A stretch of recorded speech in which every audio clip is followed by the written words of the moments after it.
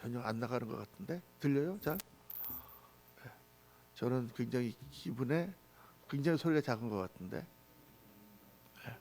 작죠? 예. 소리가 굉장히 작습니다. 내가 많이 키워놨는데 지금 좀 들어오네요. 예, 그렇습니다. 오늘 하나님의 말씀, 이거 너무 그럽니다. 하나님의 말씀 디모데후서 1장 1절에서 2절. 디모데후서 1장 1절에서 2절 우리 한 목소리로 343페이지입니다. 다 한 목소리로 같이 읽겠습니다. 하나님의 뜻으로 말미암아 그리스도 예수 안에 있는 생명의 약속대로 그리스도 예수의 사도된 바울은 사랑하는 아들 디모데에게 편지하노니 하나님 아버지와 그리스도 예수 우리 주께로부터 은혜와 긍휼과 평강이 내게 있을지어다. 아멘. 디모데후서를 이제 오늘부터 한 몇 주간 묵상을 합니다. 디모데후서는 사도 바울이 쓴 편지 가운데 가장 마지막에 쓴 편지입니다. 제일 끝 편지. 디모데후서를 끝으로 사도 바울은 이제 아마 순교하는 그런 자리에 나아가지 않는가 이렇게 생각이 됩니다. 앞서서 디모데전서는 목회자로서의 여러 가지 분별과 또 그런 영성을 강조하고 교회의 치리를 어떻게 할 것인가, 직분을 어떻게 세워야 될 것인가는 교회적인 측면에서 사도 바울이 목회자인 디모데에게 말씀을 가르침을 준 거라고 한다면 이 디모데후서는 복음 선포의 사명을 받은 사역자로서 그러한 갖춰야 될 개인적인 영성과 인품에 초점을 맞추고 있습니다. 그게 좀 약간 다른 점이 디모데전서와 디모데후서는 교회에 초점을 많이 맞추고 있고 디모데후서는 그 복음 전파의 사명을 좀 많이 강조를 하고 있습니다. 오늘 서문인데 이제 이 인사를 디모데에게 하면서 사도 바울이 굉장히 중요한 그런 말씀을 하십니다. 하나님의 뜻으로 말미암아 그리스도 예수 안에 있는 생명의 약속대로 그리스도 예수의 사도된 바울은 이렇게 자신을 소개하죠. 이 서문에서 사도 바울은 자신이 하나님의 뜻으로 말미암아 사도가 되었고 또 생명의 약속을 따라서 생명의 약속대로라는 말은 생명의 약속을 따라서 사도가 되었다 이렇게 고백을 하고 있죠. 이 인사에서 우리가 바로 신앙의 두 양면성, 신앙의 양면성을 우리가 발견할 수가 있습니다. 여러분이 이 예수님을 믿으면서 이 신앙의 양면성을 깨닫는다는 것은 굉장히 중요해요. 이걸 잘 모르기 때문에 사람들이 헷갈리는 것입니다. 우리가 흔히 말하는 대로 하나님이 다 우리를 예정하셨잖아요. 그러니까 나는 내가 요한복음 1장 12절에 나오는 말씀처럼 영접하는 자 곧 그 이름을 믿는 자들에게는 하나님의 자녀가 되는 권세를 주셨으니 이는 육정으로나 사람의 뜻으로 나지 아니하고 오직 하나님의 뜻으로 난 것이라 이렇게 돼 있단 말이에요. 그러니까 낫다 그렇게 말씀하셨잖아요. 예수님이 사람이 내가 진실로 내게 이르노니 물과 성령으로 거듭나지 아니하면 두 번 태어나야 된다. 그러니까 우리가 예수님을 믿고 예수님을 영접한 게 내가 믿은 건데 내가 예수님을 영접한 건데 내가 주님을 받아들인 건데 내가 한 거잖아요. 그런데 그것을 하나님이 낳으셨다 이렇게 말씀합니다. 우리가 낳을 때 내가 무슨 뜻이 있어서 낳았나요? 내가 태어나야지 그러고 태어난 게 아니란 말이에요. 우리는 뱃속에 있고 아무것도 모르는데 어머니가 나를 낳아주셨잖아요. 그렇죠? 내 뜻으로 말미암은 것이 아니다. 하나님의 뜻으로 말미암은 것이다. 그럼 하나님의 뜻으로 말미암았는데 나는 뭔가? 나는 또 믿었단 말이죠. 그러니까 이게 신앙의 양면성이에요. 이게 굉장히 중요합니다. 그런데 이 하나님의 예정과 우리의 선택이라고 하는 이 양면성만 있는 게 아니라 사실 모든 면에서 양면성이 있습니다. 예수님께서 우리를 십자가에서 우리의 모든 죄를 다 사하셨으므로 우리가 모든 죄가 현재의 죄와 과거의 죄와 미래의 죄가 다 사함받았다. 믿습니까? 그러면 앞으로 뭐 죄 지어도 상관없겠네? 계속 죄를 지어도 상관없겠네? 그래서 성경은 두렵고 떨림으로 구원을 이루라. 이렇게 말씀하거든요. 두렵고 떨림으로 구원을 이루라. 그 구원은 영원한 구원을 가기 위해서 우리가 그리스도의 은혜를 받은 자로서 거룩한 삶을 살고 성결한 삶을 살고 죄가 내 안에 생기면 회개하고 주님 앞에 고백함으로 말미암아 용서함을 받고 계속해서 깨끗한 삶을 살아갈 것을 노력할 것을 말씀하고 있어요. 그렇게 하여 구원을 이루라. 왜냐? 믿음은 순간적인 것이면서도 지속적인 것이기 때문에, 사랑은 순간적인 것이면서도 지속적인 것이기 때문에, 관계는 순간적인 것이면서도 지속적인 것이기 때문에, 그렇죠? 예. 너하고 나하고 친구하자. 친구가 됐어. 일단 친구가 됐으니까 그 다음부터는 막 뭐 서로 싸우고 막 갔다가 욕하고 막 그래도 괜찮습니까? 그러면 어떻게 될까요? 그 친구 사이가 멀어지겠죠. 아무리 도장을 찍었더라도 그 친구 사이를 잘 관계를 유지하는 지속적인 측면이 관계는 있는 거죠.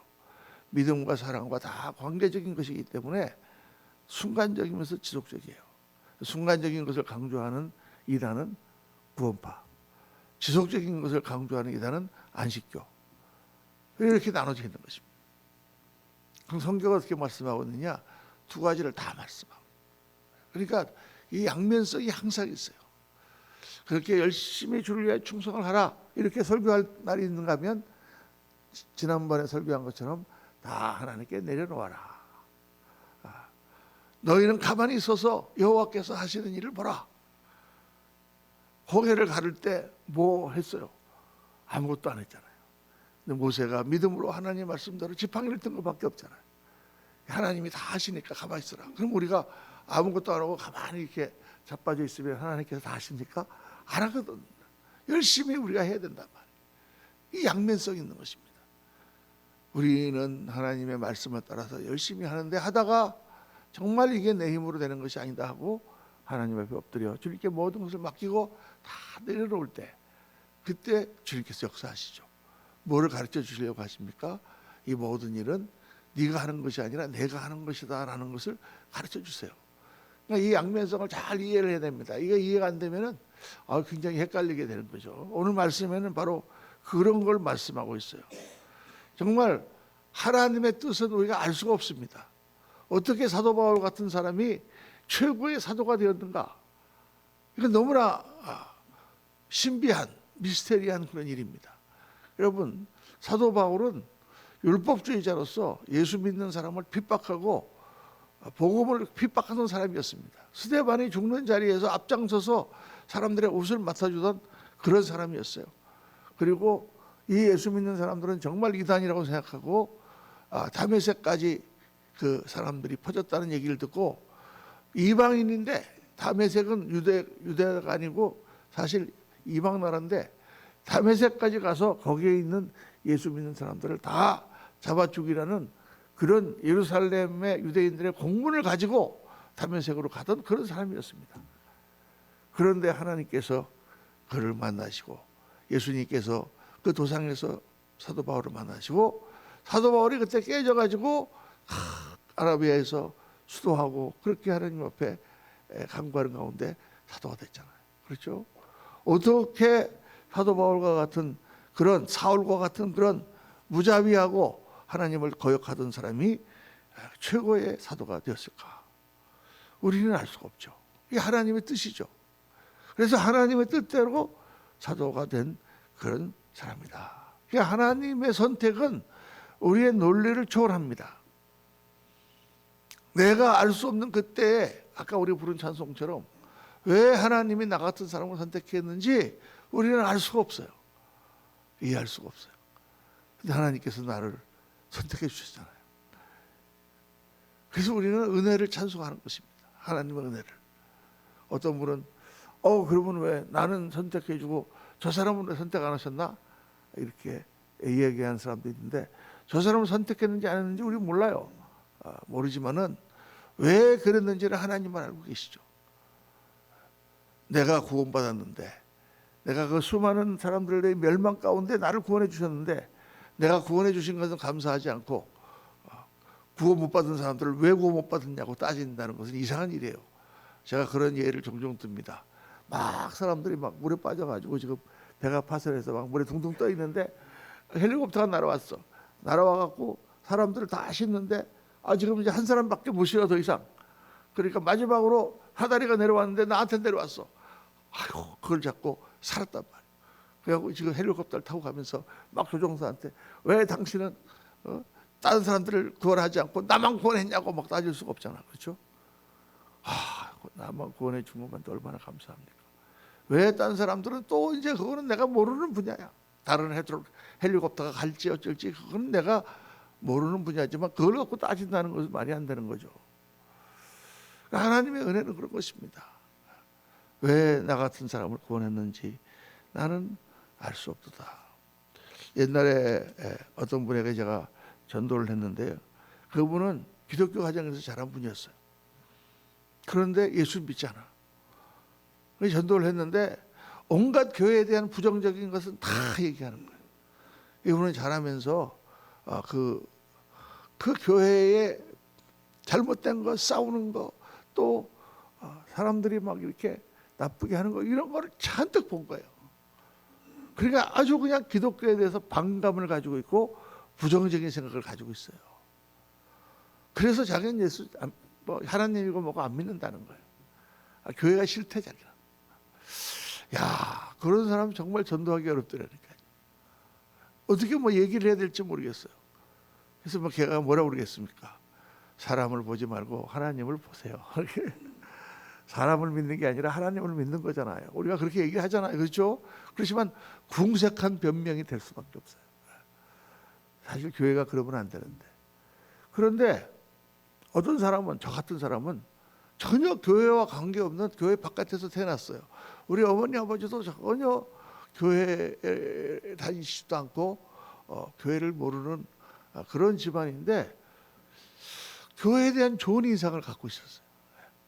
우리 아버지는 전혀 교회를 안 나가시는 그런 분이었는데도 우리가 어렸을 때 교회 간다 그러면 야 그래 교회 가라 교회 가라 교회 가서 목사님 좋은 말씀 듣고 그렇게 해라. 그래서 교회 우리 주위에 교회에 다 이렇게 유치원도 교회에서 무료로 해주고 또 고아원도 교회에서 운영하고 보리논이라고 또 청소년들 모아놓은 것도 교회에서 운영하고 또 후암동에 모자원이라고 또 엄마하고 아들만 있고 애만 있고 남편이 없는 사람들 보호해주는 보호소도 있고 그러니까 우리는 늘 교회는 좋은 것이라고 생각했어요. 교회 다니는 우리 또 오촌 이모 권사님이 너무 착하고 좋으신 분이야. 그러니까 우리는 뭐 가끔 나쁜 사람도 있겠지만 교회는 좋은 곳이고 교회는 좋은 사람들이 모이는 곳이고 참 교회 다니는 사람들은 착하다. 이런 인상을 갖고 있었단 말이죠. 그러니까 예수님을 나중에 전도받을 때 교회에 대한 저항감이라든가 이런 게 없고 예수님 받아들이기 쉽잖아요. 그게 도대체 어떻게 된 거예요? 어떤 사람은 기독교 가정에서 자라고 그렇게 했는데도 부정적인 것을 보고 교회에 대한 반감을 느끼고 예수를 안 믿고 어떤 사람은 교회 바깥에서 자랐는데도 교회의 좋은 것을 보고 예수님을 믿는단 말이에요. 이걸 성경은 하나님의 택하심이라 이렇게 말씀합니다. 우리가 알 수 없는 논리를 초월한 초논리적인 그런 차원에서 하나님께서 역사하신 거예요. 나무가 이렇게 있는데 나무가 지금 3m짜리 나무야. 그런데 와서 보니까 기둥이 2m 기둥이에요. 그러면 어떻게 해야 되겠어요? 1m를 잘라내야 되는 거예요. 그러면 이 나무에서 이쪽을 잘라낼까요? 이쪽을 잘라낼까요? 이쪽이 뭐 흠이 있다 그러면 이쪽을 잘라내겠지만 다 깨끗한 나무야. 그럼 어떻게 할까요? 누구 맘대로? 목수 맘대로. 옛날에 엿장수 맘대로 그런 게 있었잖아요. 엿장수가 이렇게 옛날에는 엿을 가져오면은 이 니아가의 엿을 가져와서 이렇게 판에 이렇게 해가지고 병 같은 걸 갖다 주면은 딱딱딱딱 깨가지고 요만큼 엿을 줬어. 그런 게 있었어 옛날에. 젊은 분들은 잘 몰라. 그런데 그게 딱딱딱 깨주면 똑같은 병을 갖고 갔는데 어떤 놈은 조금 더 많이 깨주는 것 같고 어떤 놈은 조금 덜 깨주는 것 같고 그러면 이거 보고 아니 아저씨 왜 내가 더 조금 주세요. 그러면 뭐라 그래요? 마 엿장수 맘대로지. 엿장수 맘대로 주는 거야. 그렇습니다. 좀 뭐 비유가 좀 그렇지만 하나님 맘대로야 사실은. 하나님이 모든 것을 지으시고 모든 것을 하셨죠. 그게 하나님의 뜻이라고 하는 그런 우리가 알 수 없는 왜 사도 바울 같은 사람을 하나님께서 구원하시고 그 사람을 사도로 삼으셨을까? 참 하나님의 은혜가 큽니다. 근데 동시에 오늘 말씀 보니까 그리스도의 안에 있는 생명의 약속대로 생명의 약속을 따라 생명의 약속을 보고 사도가 되었다. 사도 바울이 그리스도 안에 생명의 약속이 있음을 깨닫게 되고 그래서 그 생명의 약속을 따라 사도가 되었다 그 말이에요. 결심했다. 약속이라는 것은 논리적인 것입니다. 네가 이렇게 하면 내가 이렇게 해주겠다 이런 거잖아. 그렇죠? 조건적입니다. 그러니까 하나님의 상급이 있고 하나님의 영광이 있고 생명이 있으므로 나는 사도가 되겠다. 나는 하나님의 일을 하겠다. 그 상주심을 바라보았다 그 말이죠. 여러분. 그래서 여러분 하나님께서 우리를 택하시고 은혜 주신 것은 초논리요 이해가 불가능한 부분이지만 반면에 하나님의 상급을 바라보고 내가 주님 앞에 충성하고 내가 주님 앞에 종으로 그렇게 쓰임 받는 것은 나의 선택이요 논리적인 귀결인 거예요.